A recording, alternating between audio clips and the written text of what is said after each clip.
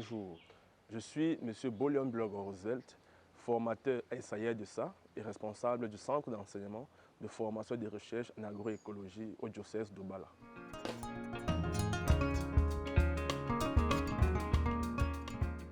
Quels sont les besoins actuels concernant la transition écologique? Il faut commencer par dire que nous sommes dans un environnement africain, camerounais et rural où la problématique même de la transition écologique est le premier problème.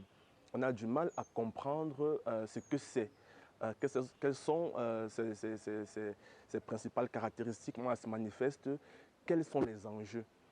Les populations, quand on les aborde, ont du mal à comprendre que des petits gestes, parfois mal faits dans leur champ, peuvent avoir des répercussions sur le plan global. Il faut donc commencer par sensibiliser au quotidien et non seulement aussi les former, les apprendre à faire autrement. Ça, c'est au niveau local. Il faudrait aussi mettre des politiques ou des initiatives pour les accompagner, les assister dans un premier temps pour qu'ils apprennent à produire jusqu'à une étape d'autosuffisance. Mais pas que. Il faut agir aussi au niveau des institutionnels. Il faudrait aujourd'hui que la politique des sectoriels soit harmonisée. On a beaucoup de grands, on va dire, de grandes politiques énoncées ainsi, agriculture seconde génération, agriculture durable, agriculture ci, agriculture ça. Mais on n'a pas l'impression qu'il y a une cohérence dans le discours et que sur le terrain, cela se répercute. Il y a donc une cacophonie existentielle qui fait qu'au fond, il n'y a rien. On confond tout et on ne fait rien. Donc, il semble que même les sectoriels soient portés en capacité pour qu'ils mettent en place une stratégie qui réponde aux défis actuels. Parce que la transition écologique, dans le secteur agropastoral principalement, c'est primordial.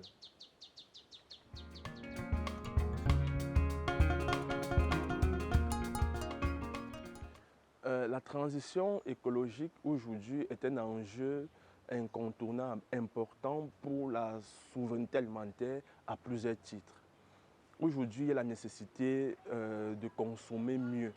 De plus en plus, les gens ne vont plus manger qu'avec leur bouche, ni avec leurs yeux, ils vont consommer avec l'esprit. Avec l'esprit, ça veut dire beaucoup de choses. Aujourd'hui, on veut être sûr que l'aliment qui arrive sur nos tables a suivi des itinéraires techniques, tout au moins qui évite une utilisation de produits de synthèse qui, comme on le sait, ont des conséquences graves sur la santé. Aujourd'hui, les travaux du docteur Hayes, autant pour moi, ont démontré qu'aujourd'hui, ces résidus-là, avec le temps, dans les processus de bioaccumulation, de bioconcentration et de bioamplification, ont des conséquences tératogènes, cancérigènes et autres. Aujourd'hui, il est intéressant, il est primordial pour l'être humain de consommer mieux. Mais ce n'est pas que bien pour l'être humain, c'est aussi bien pour l'environnement. Parce que, et comme le consacre notre Constitution, nous avons tous droit à un environnement sain. Aujourd'hui, dans les villes, je reprenais les villes de Yaoundé et Douala, l'atmosphère est invivable avec des zones de concentration, de production. Dans les villes agricoles comme Penja, aujourd'hui, il y a des problèmes, des problématiques liées à cette façon, cette mauvaise façon de pratiquer l'agriculture. Il faut revenir à plus d'amendements dans les sols. Il faut revenir à des itinéraires techniques plus respectueux de l'environnement. Il faut revenir à du biomimétisme. Il faut revenir à ce qu'il y ait de l'intégration des cultures, des associations de cultures gagnantes. Il faut faire mieux aujourd'hui. Sinon, sur toute la planète qui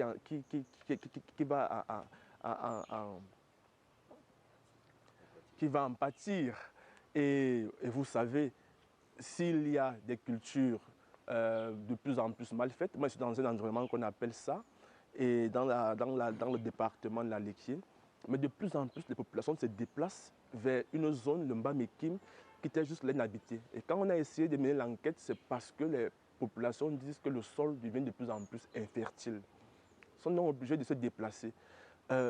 Mais l'infertilité de ce sol à observer de près, c'est dû à près de 10-20 ans d'agriculture conventionnelle qui a assez pollué les sols qui aujourd'hui deviennent inertes. Les gens donc se tournent. Si ils répètent la même forme d'agriculture là-bas, dans 20 ans aussi, on aura le même problème. Et à long terme, c'est les famines prolongées, c'est non seulement le nomadisme agricole. Aujourd'hui, la question Aujourd'hui, même des déplacés écologiques peuvent se poser. C'est vrai que c'est encore à faire à un niveau pas critique, mais ça commence à se poser. Il faut commencer à agir et dire aux gens que ce sont des famines et les famines vont entraîner des déstabilisations politiques parce que nous sommes dans un environnement très pauvre. Si les gens n'ont même pas de quoi manger, ce n'est pas se soigner qu'ils auront. Et ce sont des soulèvements, c'est l'instabilité, c'est la chute de nos économies dans le modèle que nous connaissons. Donc aujourd'hui, cette problématique est non seulement d'ordre de la santé de l'être humain, de nous que nous sommes, quand on dit les êtres humains, parce qu'on pense les extraterrestres, non, c'est nous, les êtres humains. Il y va de notre propre santé, il va de la santé de notre environnement que nous devons préserver et il va aussi de la stabilité des gouvernements. Donc c'est à peu près ça l'importance aujourd'hui de la transition écologique dans notre environnement.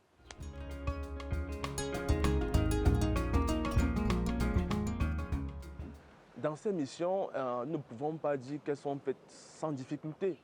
Parce que nos missions au quotidien, c'est non seulement d'être un conseil pour le diocèse en matière d'agriculture durable, mais aussi de formation pour les producteurs, pour nos apprenants à l'ISAER, mais aussi accompagnement technico-économique.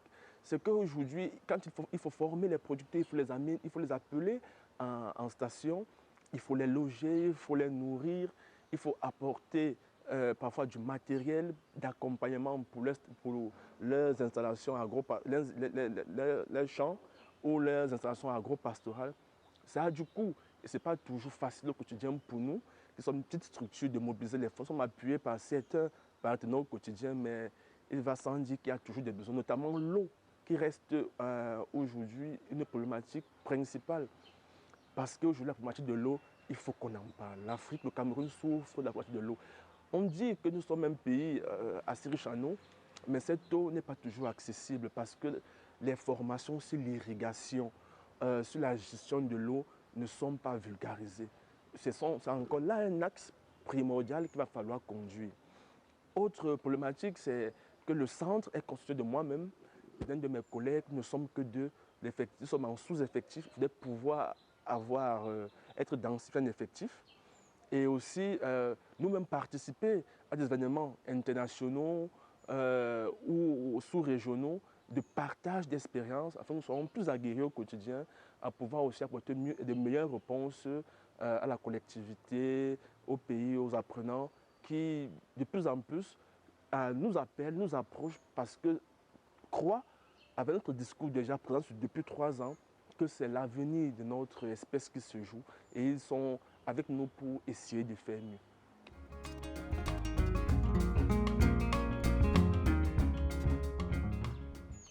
En termes de levier d'action, aujourd'hui nous avons, avec la riche expérience, emmagasinée avec des stages au centre Songhai, avec les travaux de recherche conduits, avec déjà les appuis en matière d'apiculture que nous avons pu conduire l'année dernière, cette année encore. Nous avons donc mis en œuvre des formations spécialisées agroécologie sur la production biologique de la tomate de la morelle, sur l'apiculture, sur la pisciculture. Nous avons aussi d'autres formations sur la fabrication et l'utilisation du compost avec le retour d'expérience acquis de la commune de Tiang avec la mairie de Sa. Il y a quelques leviers d'action que nous mettons en œuvre au quotidien dans le cadre de la formation. Les autres acteurs qui nous entourent, nous avons des relations avec des semenciers à Tian, avec certains producteurs qui s'essayent à l'agriculture biologique, avec l'AMS, qui est Agro-Produce Management Service, qui est une structure locale située dans la partie du sud du Cameroun, qui œuvre dans la certification des produits d'exportation, notamment cacao et café. Donc nous avons aujourd'hui des réseaux où nous essayons de se mettre ensemble pour discuter. Voilà, des actions concrètes aujourd'hui, elles ne sont pas nombreuses parce que comme j'ai dit, l'agroécologie c'est pas encore un discours qui passe, qui porte au Cameroun. Nous sommes en train de le structurer avec aussi l'université de Tiang qui a ouvert son master en agroécologie et qui est déjà la 4e promotion, dont j'en suis un lauréat. Donc aujourd'hui, c'est une communauté qui est en construction, il faut l'aider à se développer et à s'épanouir.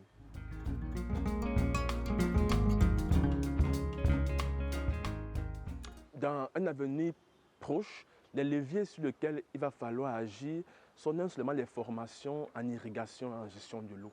C'est un objectif primordial aujourd'hui quand on veut parler d'agroécologie parce que les questions non seulement d'accès à l'eau, mais de gestion de l'eau sont fondamentales. Parce que de plus en plus, la terre, on aura moins d'eau douce pour l'agriculture. Alors le peu qui en restera, il faudra bien l'utiliser. Il faudra aussi savoir la chercher, cette eau-là. C'est la première problématique dans notre environnement qu'il faudra mettre en œuvre. C'est dans les formations en irrigation et en gestion de l'eau. Ensuite, il faudra agir sur le volet formation. C'est l'un des volets principaux. Les formations au niveau institutionnel, parce que même les cadres en charge au niveau des secteurs des ministères n'ont pas toujours la bonne formation ou la bonne information. Et quand cela manque, ils n'ont pas toujours les bonnes stratégies. C'est pour ça que sur le terrain, malgré le discours politique qui porte pourtant, nous nous souvenons du très explosif discours du président camerounais à l'ONU qui a dit que les problèmes aujourd'hui de l'environnement sont une question globale. Les solutions doivent être globales. Il a mis en œuvre l'ONCC, il a ratifié tous les accords sur l'environnement, mais au niveau des secteurs et des ministères, on n'a pas l'impression que le discours est repris et que les stratégies soient mises en œuvre. Ça veut dire qu'il y a un problème de formation aussi à ce niveau-là. Après, au niveau institutionnel, au niveau des marchés, il faut former aujourd'hui tous les acteurs du secteur du marché à la catégorisation des produits agro-pastoraux. Il y a beaucoup de produits agro-pastoraux, mais tous n'ont pas la même valeur parce que tous ne suivent pas les mêmes itinéraires. Un paysan qui s'est installé en bio ou en semi-bio ou en agroécologie, qui fait l'effort de produire sainement, son produit doit pouvoir avoir une plus-value sur le marché. Et il faut aujourd'hui sensibiliser, former les acteurs des marchés à cela. Au niveau local aussi, il faut améliorer la formation des formateurs, les faire participer à des événements mondiaux pour que l'expérience soit partagée, pour qu'ils soient montés eux-mêmes en capacité, pour qu'après eux aussi soit une réponse, une meilleure réponse sur le plan local, la formation des paysans, dans leur accompagnement. Il faut plus de moyens logistiques pour aller vers les champs, qui sont des zones parfois inimaginables, inaccessibles. Il faut des véhicules spécialisés, il faut un matériel de formation adapté au milieu paysan. Il faut aujourd'hui du personnel pour que nous répondions à ce besoin-là. Aujourd'hui aussi, il faut qu'il y ait un encadrement dans la structuration du marché. Voilà quelques leviers, quelques actions qu'il faudra, à notre sens, mener dès demain pour arriver à une transition qui porte et visible au niveau du Cameroun, au niveau de Saïe, au niveau de ça.